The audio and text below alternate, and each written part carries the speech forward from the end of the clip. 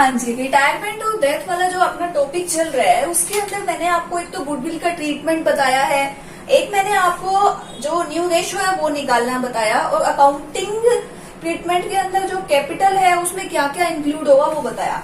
अब जैसे मान लीजिए कि जो पार्टनर है वो जाने के लिए रेडी है, अब हम लोग प्रैक्टिकली क्या क्या करेंगे वो हम एक सम के माध्यम से करेंगे कि उसके अंदर क्या क्या हम लोगों को टेक्निक्स अपनानी पड़ेंगी वो देखते हैं हम। ये बुक के अंदर एक सम है, अपना बीकॉम फर्स्ट ईयर की बुक है, उसमें 15 इलस्ट्रेशन है, पेज नंबर है 22.13। ये आपका क्वेश्चन है, Ram Shyam and Mohan were in A partner sharing profit and loss in the proportion of 3:2:1।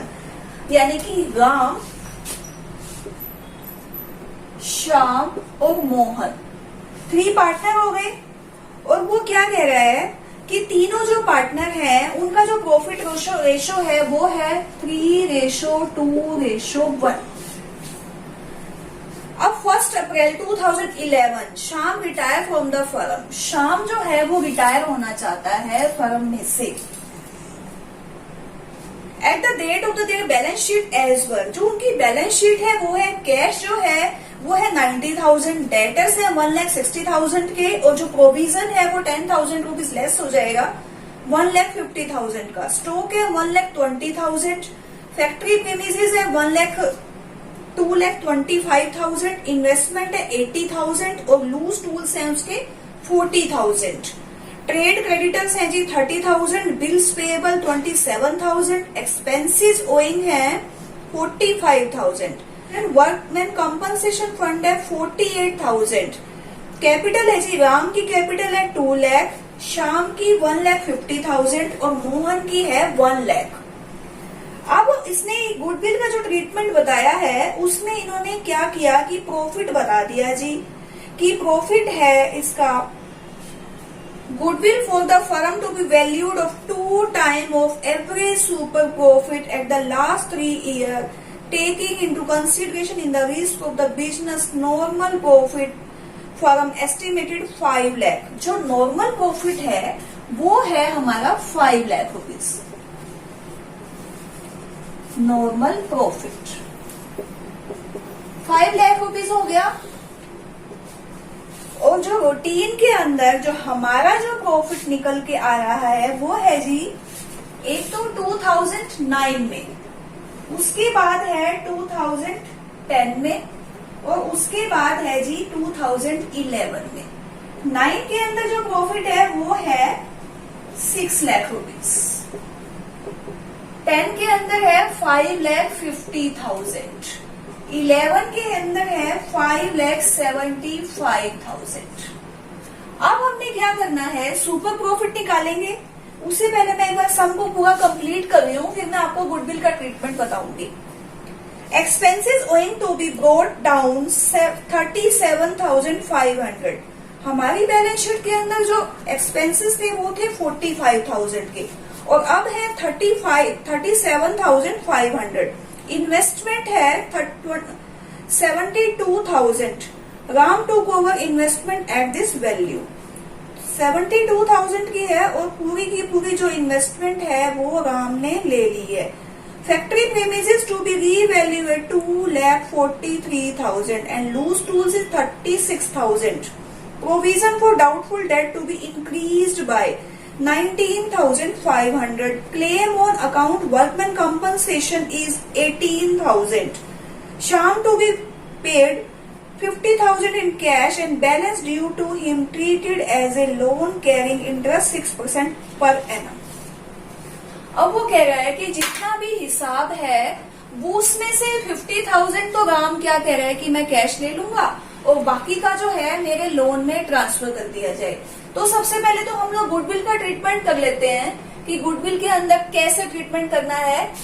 ये प्रॉफिट हो गया, इसको तीनों को अगर हम ऐड करके 3 से डिवाइड करेंगे तो हमारा एवरेज प्रॉफिट आ जाएगा। एवरेज प्रॉफिट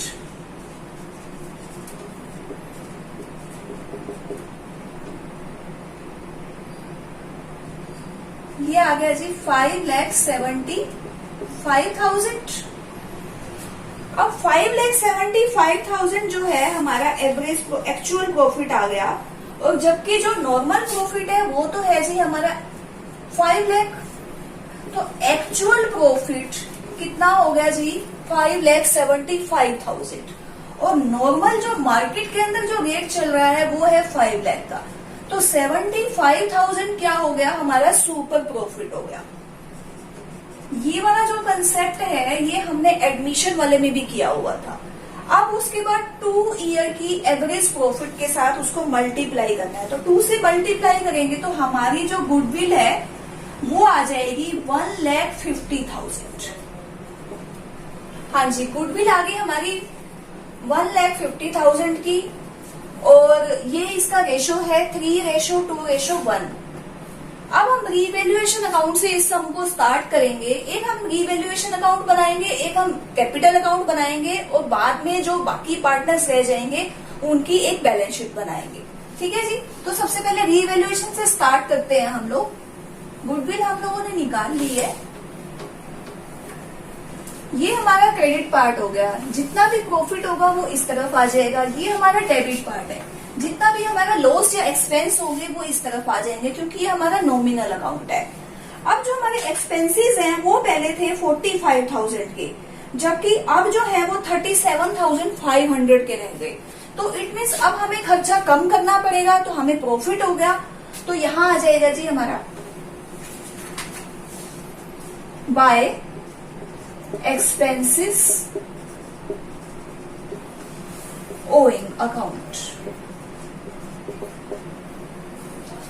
ये आ जाएगा जी 7,500। उसके बाद फैक्ट्री प्रीमिसेस के बारे में एक आया था इसमें कि जो फैक्ट्री प्रीमिसेस है वो रीवैल्यूएट हो गए जी 2,43,000 के, जबकि पहले की हमारी बैलेंस शीट में 2,25,000 के थे। तो जो फैक्ट्री के हमारे जो हैं फैक्ट्री प्रीमिसेस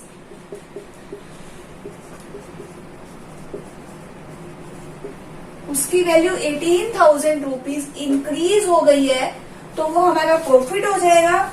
जबकि जो लूज टूल्स हैं उनकी वैल्यू कम हो गई है। लूज टूल 36,000 के रह गए हैं जबकि पहले 40,000 के थे। तो वो लॉस हो जाएगा टू लूज टूल्स 4,000। उसके बाद वो कह रहा है कि जो प्रोविजन फॉर डाउटफुल डेट है वो 19,500 से बढ़ा दिया जाए। तो प्रोविजन भी बढ़ा दिया जाएगा तो इसमें हमारा खर्चा बढ़ जाएगा। To provision for doubtful debts 19,500। उसके बाद वो आगे कह रहा है कि जो इन्वेस्टमेंट है वो राम ने ले ली 72,000 में, जबकि जो इन्वेस्टमेंट थी बुक के अंदर तो हमारी 80,000 की थी। इट मीन्स हमें 8,000 का लॉस हो गया। To investment account 8,000।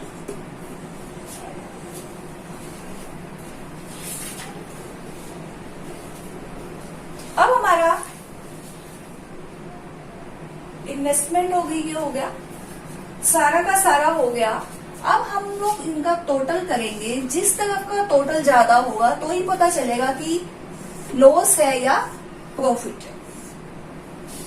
4,000 8,000 12 टोटल हो गया जी 31,500, जबकि ये तो 25,500 है। इट मीन्स हमें 6,000 रुपीज का लॉस हो गया जो कि तीनों पार्टनर्स के अंदर ओल्ड रेशो में ही डिवाइड हो जाएगा। 6 में हो जाएगा बाय राम कैपिटल बाय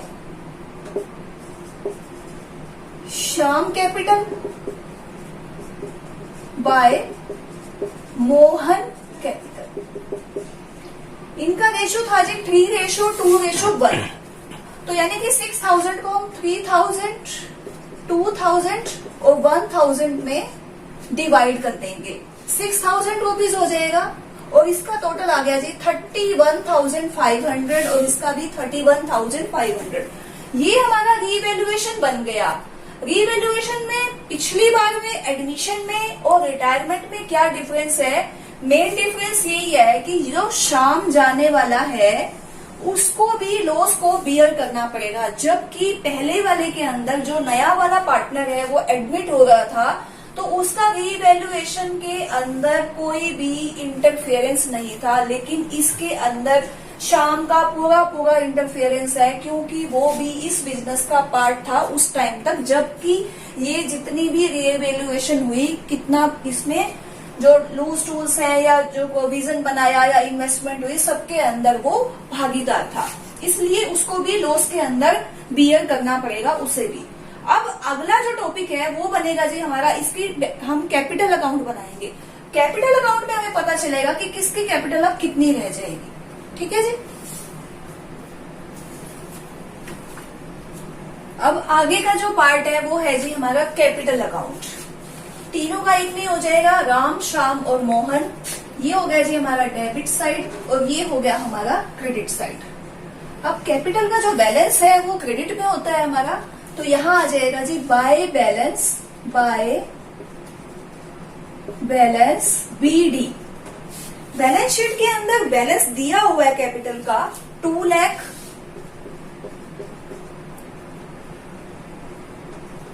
1,50,000 और मोहन का है 1 लाख। ये इनके बैलेंस आ गए। अब हमने रीवैल्यूएशन के अंदर जो हमें लॉस हुआ था, इट मीन्स इनकी कैपिटल कम हो गई थी, तो वो यहां पर आ जाएगा टू रीवैल्यूएशन अकाउंट। 2,000, 3,000, 2,000 और 1,000, ये तीनों में लॉस डिवाइड हो गया। उसके बाद एक हमारा बैलेंस शीट के अंदर दिया हुआ है reserve account, reserve fund. Reserve fund है जी 1,05,000 का। अगर 1,05,000 का है तो अब जो जाने वाला पार्टनर है वो कहेगा कि रिजर्व तो मैं भी लूंगा, क्योंकि ये तो प्रॉफिट का ही पार्ट है। तो तीनों के हिस्से में रिजर्व फंड को डाल दिया जाएगा, रिजर्व फंड अकाउंट। कौन से रेशो में? वही 3:1 के रेशो में। तो 1,05,000 है, तो 1,05,000 को हम लोग करेंगे डिवाइड 52,500। एक आ गया जी 35,000 और उसका हाफ हो गया 17,500। ये हो गया रिजर्व फंड। और अब एक आ गया वर्कमैन कंपनसेशन।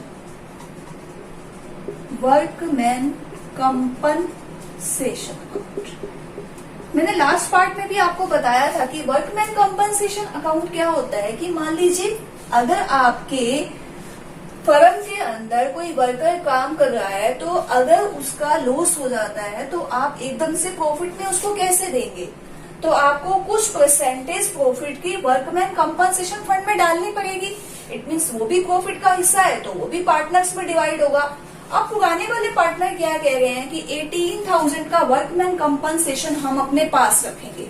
तो पहले क्या था जी, हमारे पास जो वर्कमैन कंपनसेशन था वो है 48,000 और अब हो जाएगा 18,000। इट मीन्स क्या हुआ कि जो 30,000 का जो वर्कमैन कंपनसेशन है वो तीनों में डिवाइड हो जाएगा और बाकी का जो 18,000 का जो बैलेंस है वो बैलेंस शीट के अंदर अगली वाली जो बैलेंस शीट है रिमेनिंग पार्टनर्स की, उनमें आ जाएगा। तो 30,000 को हम लोग कैसे डिवाइड करेंगे? 15,000, 10,000 और 5,000। ये वर्कमैन कंपनसेशन हो गया। अब इसके बाद इन्वेस्टमेंट का कहा गया था कि राम ने इन्वेस्टमेंट 72,000 में ले ली। इट मीन्स अगर वो इन्वेस्टमेंट लेगा तो उसकी कैपिटल तो कम हो जाएगी ना, तो कैपिटल कम हो जाएगी तो यहाँ आ जाएगा जी टू इन्वेस्टमेंट अकाउंट। कितना?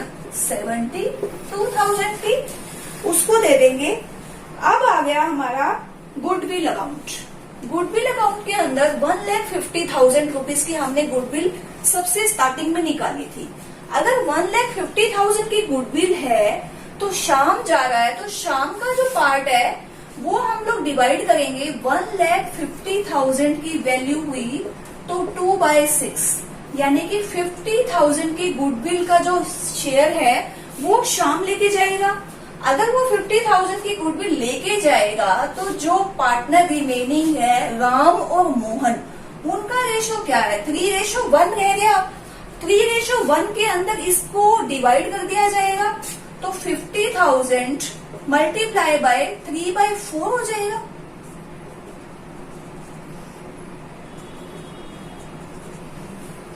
यानी कि 37,500 कौन देगा जी? राम देगा, और बाकी का जो बैलेंस है 12,500 वो मोहन देगा।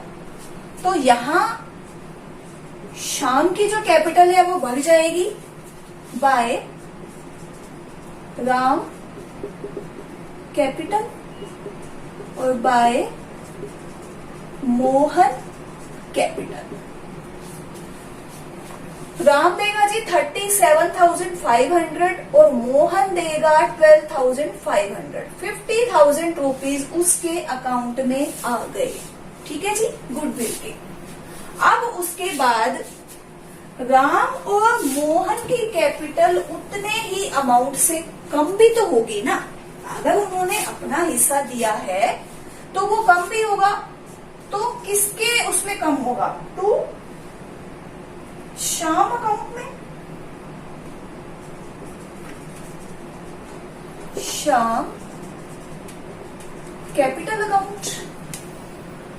राम की कैपिटल कम हो जाएगी 37,500 और मोहन की कैपिटल कम हो जाएगी जी 12,500।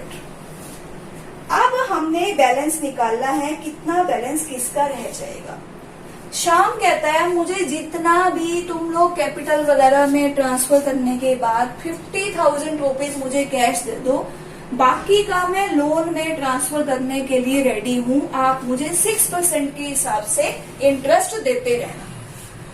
तो क्या करेंगे? सबसे पहले तो टू कैश, शाम को हम लोग 50,000 रुपीज तुरंत कैश दे देंगे। अब हम लोग बैलेंस निकालेंगे। शाम का जो बैलेंस है वो हम लोग लोन में शिफ्ट कर देंगे टू शाम।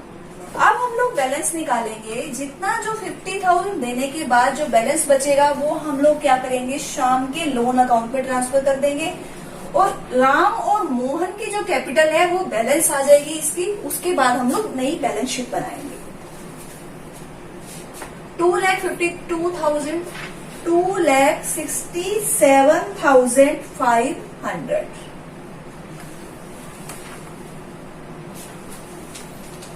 $1,50,000, 35, 185, 195 और 50, यानी कि 2,45,000।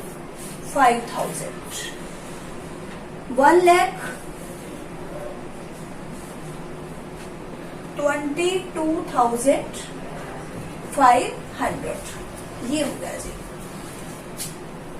अब हम लोग क्या करेंगे? 2,40,000 रुपीज शाम का बैलेंस है, उसमें से 2,000 रुपीज का ये होगा, यानी कि 2,43,000 और 50,000 रुपीज इसने ले लिए कैश में। तो लोन आ गया जी 1,93,000, जो कि लोन में आ जाएगा 1,93,000 रुपीज। ये हमने अब हमारी लाइबिलिटी हो गई, यानी कि रिमेनिंग जो पार्टनर है उसकी लाइबिलिटी हो जाएगी। अब बाकी का जो बैलेंस है वो निकालना है हमें, एक तो राम का और एक मोहन का। राम का जो बैलेंस है वो आ जाएगा 2,67,000, 1,55,000 और मोहन का हो जाएगा जी 1,22,500 में से ये लेस हो जाएगा 13,500, तो इसका आ जाएगा 1,09,000। 2,67,500, 2,40,000, 2,45,000, 1,22,500। ये जो है रिमेनिंग पार्टनर्स की कैपिटल हो गई। ये लोन हो गया शाम का, ये हमने शाम को दे दिए पैसे। अब हमने बैलेंस शीट बनानी है, जो रिमेनिंग पार्टनर हैं यानी कि राम और मोहन जो बच गए, क्योंकि वो तो अभी काम कर रहे हैं ना, हमारी पार्टनरशिप के अंदर सिर्फ हमारा कंपोजिशन चेंज हुआ है, पार्टनरशिप नहीं खत्म हुई है हमारी, क्योंकि जो बाकी के रिमेनिंग पार्टनर है वो तो बिजनेस को कंटिन्यू करेंगे ना। तो अब उनकी बैलेंस शीट कैसे बनेगी, क्योंकि शाम जा चुका है, सिर्फ उसका जो पैसा है वो हमारे पास लोन के रूप में पड़ा है। तो हम बैलेंस शीट देखते हैं अब अगली बैलेंस शीट कैसे बनेगी।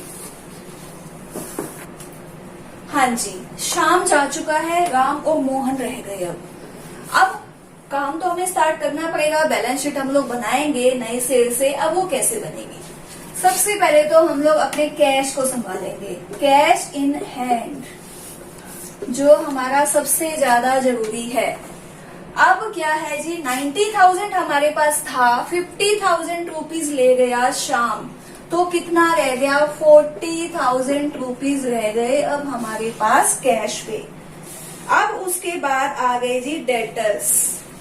डेटर्स थे हमारे 1,60,000 के, और 10,000 का हमारा प्रोविजन था, और 19,500 रुपीज का प्रोविजन हमने और बना दिया, यानी कि टोटल हो गया 29,500 का।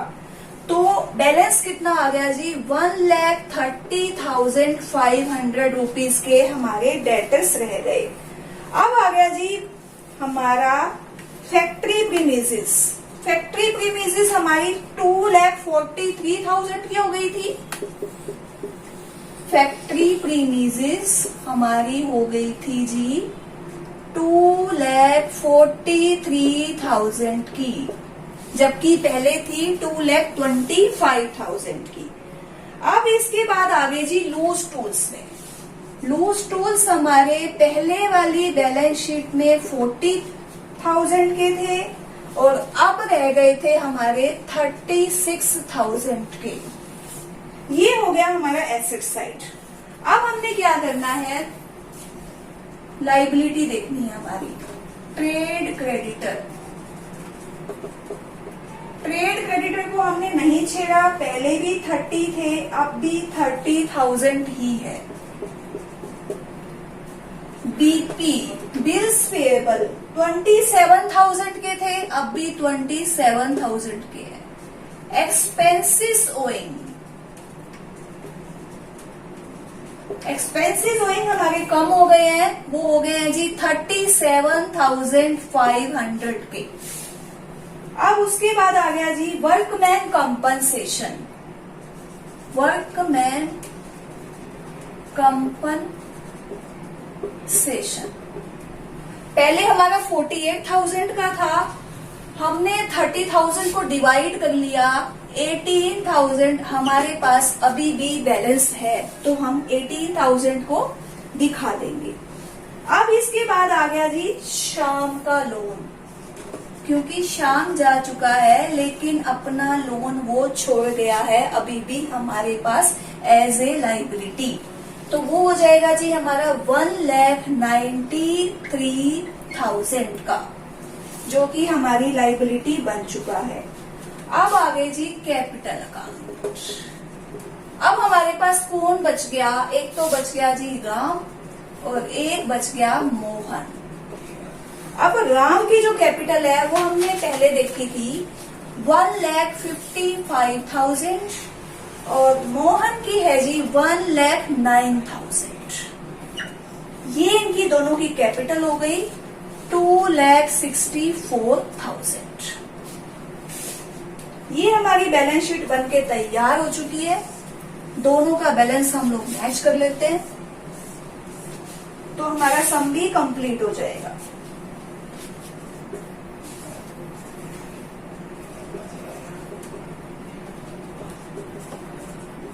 $5,69,500 बैलेंस आ गया हमारा दोनों साइड का।